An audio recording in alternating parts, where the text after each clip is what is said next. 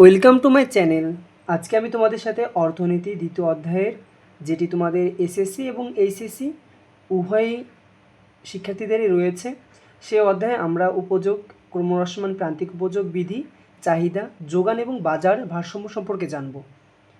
তোমাদের যাদের পরীক্ষা চলছে এসএসসি, তোমাদের জন্য এই অধ্যায়টি খুবই গুরুত্বপূর্ণ, কেননা এই অধ্যায় থেকে তোমাদের দুটি প্রশ্ন মাস্ট বি আসবে। তো চলো প্রথমে আমরা শিখব উপযোগ কী। উপযোগ হলো এমন একটি গুণ যা মানুষ ভোগ এবং গ্রহণের মাধ্যমে পেয়ে থাকে, অর্থাৎ কোনো দ্রব্য বা সেবার মানুষের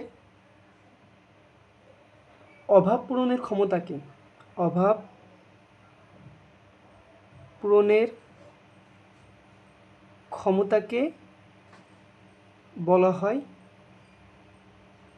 বলা হয় উপযোগ। অর্থাৎ কোনো দ্রব্য, যেমন তুমি দোকানে যে একটা সিঙ্গারা খেলে, এই সিঙ্গারা খাওয়ার পরে তোমার যে ক্ষুধার তীব্রতা কমছে, এটিকে বলা হয় আমাদের উপযোগ। আবার তুমি ডাক্তারের কাছে গেলে, ডাক্তারের কাছে যাওয়ার পরে তুমি যে সেবাটা পাচ্ছ তার থেকে, সেটাকে বলা হয় আমাদের উপযোগ। যেমন ডাক্তারের সেবা আমরা লিখি এখানে, ডাক্তারের সেবা। তাহলে আমরা বলতে পারি যে কোনো দ্রব্য বা সেবার মানুষের অভাব পূরণ করার ক্ষমতাকে বলা হয় উপযোগ। এখন এই উপযোগ সৃষ্টি হয় কয়েকভাবে, সেটা আমরা দেখি। প্রথমত আমাদের রূপগত উপযোগ, অর্থাৎ তুমি কোনো দ্রব্যের রূপ পরিবর্তন করার মাধ্যমে যে উপযোগ সৃষ্টি করবে তাকে বলা হয় আমাদের রূপগত উপযোগ। যেমন একটু উদাহরণ লিখি আমরা, বনের কাঠকে তুমি ফার্নিচার বানালে, তাহলে তোমার এখানে রূপগত উপযোগের সৃষ্টি হচ্ছে। বনের কাঠের কোনো মূল্য নেই, কিন্তু বনের কাঠটাকে তুমি যখন ফার্নিচারে তৈরি করবে তখন সেটি হয়ে যাবে আমাদের রূপগত উপযোগ। 2, স্থানগত উপযোগ।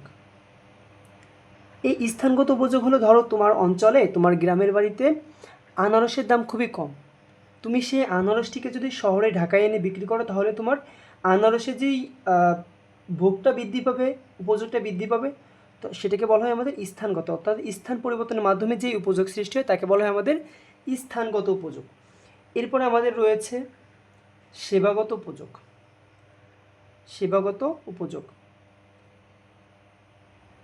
এই সেবাগত উপযোগের মধ্যে রয়েছে আমরা শিক্ষকের সেবা বা চিকিৎসকের সেবা। তোমাকে শিক্ষক যেভাবে শিক্ষাদান করে এবং চিকিৎসক যেভাবে সেবা দিয়ে তোমাকে সুস্থ করে তোলে, সেটাকে বলা হয় তোমাদের সেবাগত উপযোগ। এরপর রয়েছে আমাদের সময়গত উপযোগ। সেটি কি? সেটা হলো যে, ধরো শীতের মৌসুমে টমেটোর দাম খুবই কম থাকে, কিন্তু তুমি যদি সেই টমেটোকে তুমি গ্রীষ্মকালে বিক্রি করো, তাহলে কি হবে? টমেটোর দাম বৃদ্ধি পাবে, অর্থাৎ উপযোগটা বৃদ্ধি পাবে। তো অর্থাৎ তুমি এক মৌসুমের ফসল যদি মজুত করে রাখো, সেটা যদি ভিন্ন একটা মৌসুমে বিক্রি করো, তাহলে তার উপযোগটা বৃদ্ধি পাবে। এরপরে আমরা শিখব ক্রমহ্রাসমান প্রান্তিক উপযোগ বিধি। ক্রমহ্রাসমান প্রান্তিক উপযোগ বিধি। এজন্য প্রথমে আমাদেরকে 3টি বিষয় জানতে হবে। সেটি হলো, একটি হলো আমাদের মোট উপযোগ কী। এই মোট উপযোগকে প্রকাশ করা হয় আমাদের TU দিয়ে, অর্থাৎ টোটাল ইউটিলিটি। আরেকটা জানতে হবে আমাদের প্রান্তিক উপযোগ, এটাকে প্রকাশ করে আমাদের MU দিয়ে, অর্থাৎ মার্জিনাল ইউটিলিটি। মোট উপযোগ কী? ধরো তুমি বাজারে গেছো, বাজারে যাওয়ার পরে একটা সিঙ্গারা খেলে, একটা সিঙ্গারা তুমি দাম দিলে 10 টাকা। তোমার একটা সিঙ্গারা খাওয়ার পরে যে দামটা দিলে, এটা তোমার ওই একটা সিঙ্গারার উপযোগ। তুমি আরেকটা সিঙ্গারা খেলে, তাহলে তোমার ক্ষুধার তীব্রতা আরও কমবে, তুমি সেই সিঙ্গারাটার জন্য তুমি 8 টাকা দিতে চাও, অর্থাৎ দ্বিতীয় সিঙ্গারাটার দাম হলো তোমার 8 টাকা বা উপযোগ 8। তৃতীয় আরেকটা সিঙ্গারা খেলে যার পরিমাণে তুমি দিতে চাচ্ছ 7 টাকা, তাহলে এই 3 নম্বর সিঙ্গারার উপযোগ হলো আমাদের 7। এবার তুমি 4 নম্বরটা খেলে, তার জন্য তুমি দিতে চাচ্ছ 6 টাকা। এভাবে তুমি খাওয়ার প্রবণতা বাড়ার ফলে তোমার দেখবা যে উপযোগের পরিমাণ কমতে থাকে। এখন দেখো মোট উপযোগটা হলো তোমার, তুমি যতগুলো ভোগ করবে সবকটা সমষ্টি।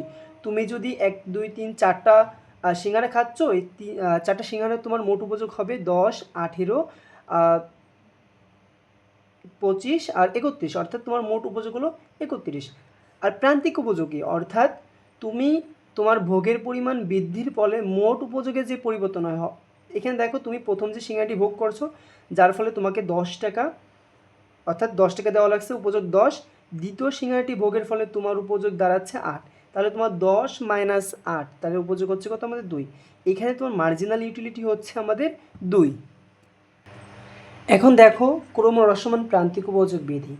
অন্যান্য অবস্থা অপরিবর্তিত রেখে ভোগের পরিমাণ বৃদ্ধির ফলে মোট উপযোগ এবং প্রান্তিক উপযোগ প্রথম পর্যায়ে বৃদ্ধি পায়, কিন্তু পরবর্তীতে ভোগ আরও বৃদ্ধি করা হলে মোট ও প্রান্তিক উপযোগ ক্রমান্বয়ে হ্রাস পেতে থাকে। এখানে একটি বিষয় খেয়াল করো যে ধরো তুমি বাজারে গেছো, যাওয়ার পরে তুমি একটা সিঙ্গারা খেলে, যার প্রভাবে তোমার ক্ষুধা তীব্রতা কমছে, আরেকটা খেলে তোমার আরও কমছে, আরেকটা খেলে তোমার আরও কমে গিয়েছে। এভাবে তুমি যত খাবে তোমার ক্ষুধা তীব্রতা অর্থাৎ উপযোগ তত কমতে থাকবে। এখানে অন্য অন্য অবস্থা অপরিবর্তিত রেখে তুমি যদি কোনো দ্রব্য ভোগ করতে থাকো তাহলে প্রথম দিকে মোট উপযোগ এবং প্রান্তিক উপযোগ বৃদ্ধি পাবে, কিন্তু তোমার মোট উপযোগটা প্রান্তিক উপযোগের তুলনায় বেশি বৃদ্ধি পাবে আর প্রান্তিক উপযোগ নিচের দিকে কমতে থাকবে। পরবর্তীতে তুমি যদি ওই ভোগটাকে আরও বৃদ্ধি করো তাহলে তোমার মোট উপযোগ এবং প্রান্তিক উপযোগ উভয়ই হ্রাস পেতে থাকবে। এই হ্রাস পাওয়ার প্রবণতাকে বলা হয় আমাদের ক্রমহ্রাসমান প্রান্তিক উপযোগ বিধি। এখন চলো একটি ছকের মাধ্যমে আমরা বিষয়টি একটু স্পষ্টভাবে বুঝে নিই। তো প্রথমে আমাদের দ্রব্যের একক, দ্বিতীয় আমাদের মোট উপযোগ অর্থাৎ টিইউ টোটাল ইউটিলিটি, আর এটা হচ্ছে আমাদের প্রান্তিক উপযোগ, এটা হচ্ছে আমাদের এমসি।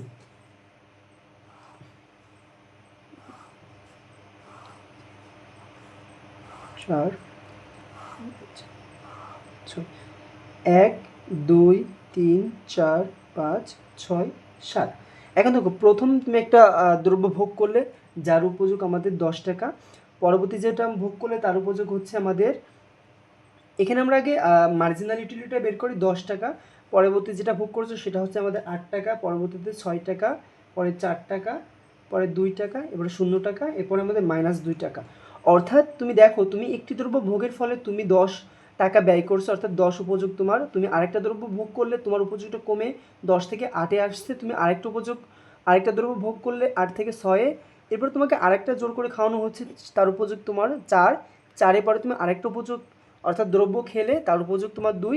এভাবে একটা সময় তোমার ক্ষুধা একেবারে থাকবে না, তখন তোমাকে যদি কোনো একটা দ্রব্য খেতে বলে তাহলে তার উপযোগ হচ্ছে তোমার কাছে 0।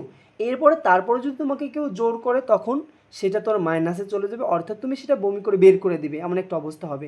এখন দেখো আমাদের মোট উপযোগ হলো এই প্রান্তিক উপযোগের যোগফল। মোট উপযোগ 10, তারপরে 8 যোগ 10 আমাদের 18 হবে, এরপরে 24 হবে, এখানে হবে 28 30 30 এবং 28। তোমরা একটা বিষয় খেয়াল করো যে মোট উপযোগ দেখো প্রথম দিকে তোমার বৃদ্ধি পাচ্ছে 10 থেকে 18, 24 28 30, পরবর্তীতে যে আবার সেটি কমছে। আর প্রান্তিক উপযোগ তোমার প্রথম দিক থেকে নিম্নগামী, অর্থাৎ 8 10 6 4, একটি পর্যায়ে এই প্রান্তিক উপযোগ তোমার মাইনাসে চলে গেছে, ঋণাত্মক হয়ে গেছে। অর্থাৎ বলা যায় যে মোট উপযোগ যখন ঊর্ধ্বগামী তখন প্রান্তিক উপযোগ নিম্নগামী, মোট উপযোগ যখন তোমার শূন্যতে পৌঁছায় তখন প্রান্তিক উপযোগ মাইনাসে চলে যায়, অর্থাৎ ঋণাত্মক হয়। তো চলো এখন আমরা এই মোট উপযোগ এবং প্রান্তিক উপযোগ দুটি রেখা অঙ্কন করার চেষ্টা করি। আমরা নিচের দিকে একটা ভূমি অক্ষ নেব আর উপরের দিকে একটা লম্ব অক্ষ নেব আমরা, এটা ও, এটা এক্স অক্ষ, এটা ওয়াই অক্ষ। এটা আমরা আঁকবো মোট উপযোগ, প্রথমে আমরা আঁকবো মোট উপযোগ। এই মোট উপযোগের এই নিচেরটা হলো আমাদের ভোগের পরিমাণ,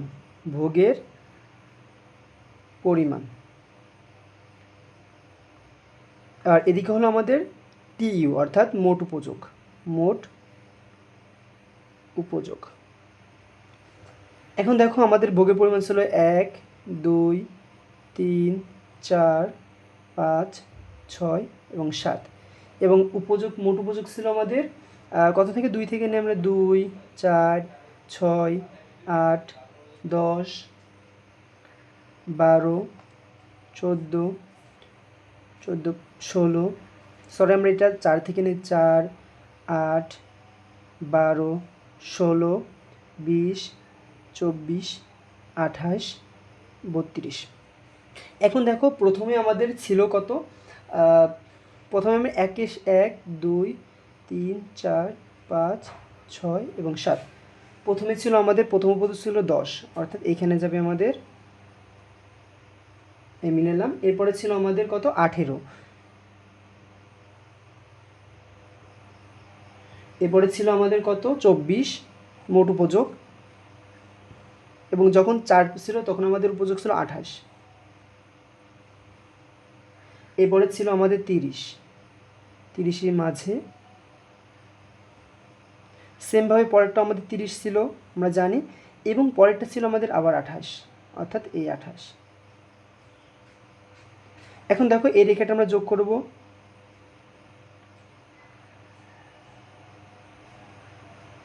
এটা আমাদের টিইউ রেখা, এটা আমাদের টিইউ রেখা। এখন আমরা কীভাবে লিখবো সেটা লিখবো যে ও এক্স বরাবর আমাদের ভোগের পরিমাণ এবং ও ওয়াই বরাবর আমাদের মোট উপযোগ। যখন আমাদের ভোগের পরিমাণ 1 তখন আমাদের উপযোগ ছিল 10, যখন আমাদের ভোগের পরিমাণ 2 ছিল তখন উপযোগ ছিল আমাদের 18, পরে যখন ভোগের পরিমাণ 3 তখন ছিল 24, পরে 4, 28, 5 এবং 6 আমাদের 30 ছিল, এবং পরবর্তীতে আমাদের ভোগের পরিমাণ এসে দাঁড়ায় কত 7 নম্বরে ছিল আবার 28, অর্থাৎ মোট উপযোগ প্রথম দিকে দেখো ঊর্ধ্বগামী, বাট পরে যে আবার নিম্নগামী হচ্ছে। এখন চলো আমরা প্রান্তিক উপযোগ রেখাটা একটু অঙ্কন করে দেখি। সেমভাবে নিচের দিকে আমাদের ভূমি অক্ষ নেব এবং লম্ব অক্ষ নেব। ও এক্স অক্ষ এটা আমাদের হবে হলো ভোগের পরিমাণ,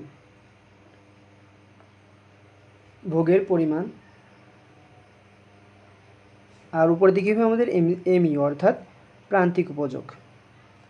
এখন আমাদের 1, 2, 3, 4, 5, 6, 7 আর আমাদের মোট প্রান্তিক উপযোগ সর্বোচ্চ ছিল 10, অর্থাৎ 2, 4, 6, 8, 10। এই মানটা আমরা নিচ্ছি কিন্তু এখান থেকে, আমাদের যে মানটা দেওয়া আছে এখান থেকে নিচ্ছি। এখন আমরা অঙ্কন করি, দেখো আমাদের যখন 1 ছিল তখন ভোগের পরিমাণ ছিল 10, যখন 2 ছিল তখন ভোগের পরিমাণ ছিল আমাদের 8,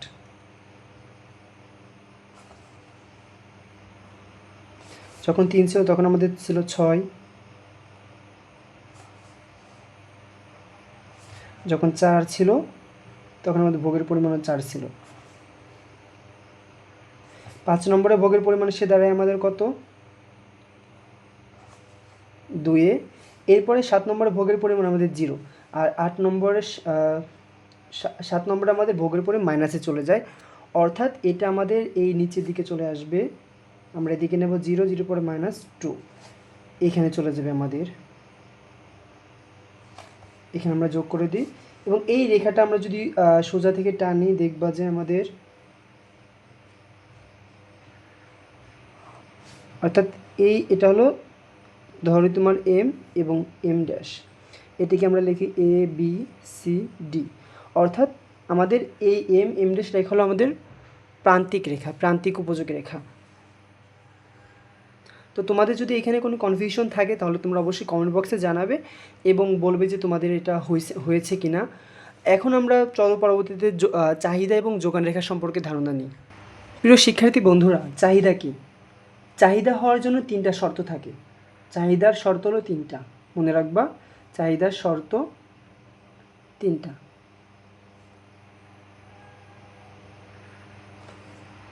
প্রথম শর্তটা হলো আমাদের কোনো দ্রব্য পাওয়ার ইচ্ছা।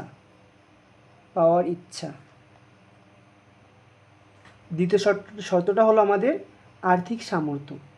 আর 3 নম্বর শর্তটা হলো আমাদের অর্থ ব্যয় করার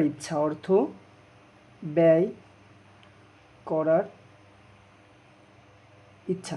অর্থাৎ তুমি যখন একটা দোকানের সামনে দিয়ে যাবে, তাহলে ধরো তুমি একটা ঈদের মার্কেট করবে, তুমি দোকানের সামনে গেছো, প্রথমত তোমাকে অবশ্যই কোনো একটা দ্রব্য কেনার ইচ্ছা থাকতে হবে, এবং শুধু ইচ্ছা থাকলে হবে না, তোমাকে সেই দ্রব্যটা করার জন্য তোমার পকেটে টাকা থাকা লাগবে।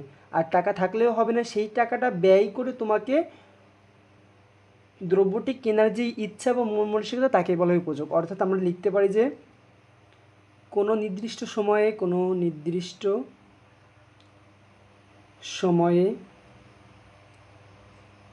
কোনো দ্রব্য ক্রয় করার ইচ্ছা, আর্থিক সামর্থ্য এবং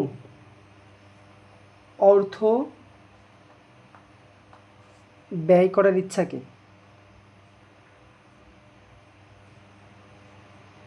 বলা হয় চাহিদা। অবশ্যই তোমরা বুঝেছো যে অর্থাৎ কোনো একটি নির্দিষ্ট সময়ে কোনো দ্রব্য ক্রয় করার ইচ্ছা, আর্থিক সামর্থ্য এবং অর্থ ব্যয় করার ইচ্ছাকে বলা হয় তোমার চাহিদা। এখন দ্বিতীয় বিষয় হলো আমাদের চাহিদা বিধি কী। চাহিদা বিধি কী? চাহিদা বিধি হলো তোমার, ধরো এখানে তোমার একটি বিষয় সবচেয়ে বেশি মনে রাখতে হবে যে দামের সাথে চাহিদার সম্পর্ক। দাম ইকুয়াল হলো চাহিদা। ধরো তুমি বাজারে গেলে, বাজারে যাওয়ার পরে কোনো একটি দ্রব্যের দাম দেখলে যে 10 টাকা, তখন তুমি ধরো 1 কেজি আলুর দাম 10 টাকা, তখন তুমি 1 কেজি কিনলা। যখন শুনলা যে আলুর দাম 5 টাকা, তখন তুমি কিনলা কত? 2 কেজি আলু।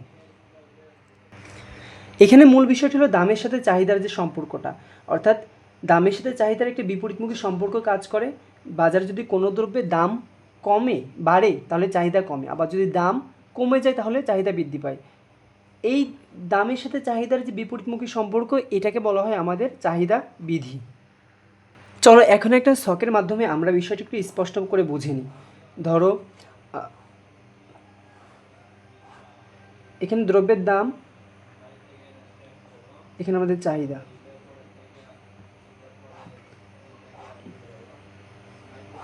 দ্রব্যের দাম যখন আমাদের 2 টাকা, তখন চাহিদার পরিমাণ হলো আমাদের 80। যখন ছিল আমাদের দ্রব্যের দাম 4 টাকা, তখন আমাদের দ্রব্যের ভোগের পরিমাণ হবে 60। যখন হবে আমাদের 6 টাকা, তখন 40। এবং যখন আমাদের 4 টাকা, তখন পরিমাণ হবে আমাদের 8 টাকা, তখন পরিমাণ আমাদের 20। অর্থাৎ দেখো, দ্রব্যের দাম যত বাড়ছে চাহিদার পরিমাণ তত কমছে। এই বিষয়টাকে যখন আমরা একটা ছকের মাধ্যমে প্রকাশ করব, তখন সেটা হবে আমাদের চাহিদা সূচি। এখন এই চাহিদা সূচি থেকে কীভাবে আমরা রেখাচিত্র অঙ্কন করব সে বিষয়টি একটু দেখি চলো। এখানে ও এক্স অক্ষ নেব এবং ও ওয়াই অক্ষ নেব। এখানে দেখো নিচের দিকে আমাদের চাহিদার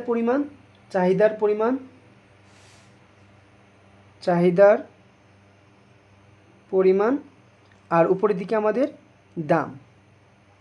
আমার দাম কত ছিল? 2, 4, 6, 8। আর চাহিদা কত আমাদের? দেখো 20, 40, 60, 80।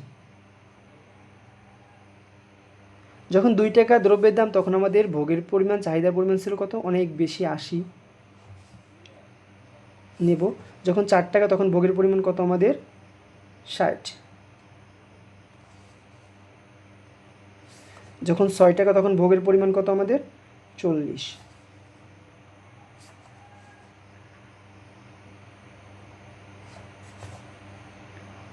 এখন যখন আমরা এই রেখাটা টেনে দেব, তখন এটা হবে আমাদের ডি এবং ডি ড্যাশ হলো আমাদের চাহিদা রেখা। অর্থাৎ ডি এবং ডি ড্যাশ হলো আমাদের চাহিদা রেখা।